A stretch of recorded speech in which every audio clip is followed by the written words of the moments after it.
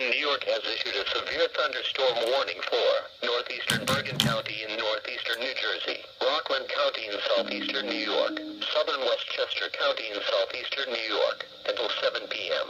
At 6:36 p.m., Doppler radar indicated a severe thunderstorm capable of producing quarter-size hail and damaging winds in excess of 60 miles per hour. This storm was located over Muncie and moving east at 20 miles per hour.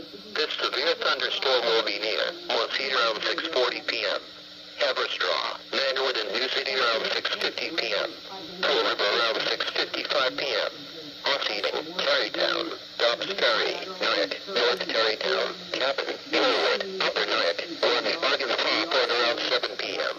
Other locations impacted by the severe thunderstorm include Hermont, West Haverstraw, Rockley, Pleasantville, Upper Saddle River, West Nyack, Laurel, Hastings-on-Hudson, Valley Cottage, and Tuckahoe. Severe thunderstorms produce damaging winds, destructive hail, heavy lightning, and very heavy rain. For your protection, move to an interior room on the lowest floor of your home or business. Heavy rains flood roads quickly, so do not drive into areas where water covers the road. Torrential rainfall is also occurring with this storm and may lead to flash flooding.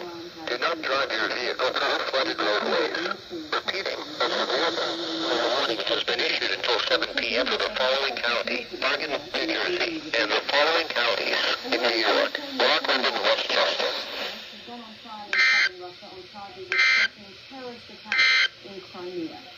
Here is the forecast for the KWO 35 listening area. Annexation of the Ukrainian territory was arrested more than a year ago. Mr. Sentsov told the court that his case had been fabricated for political reasons.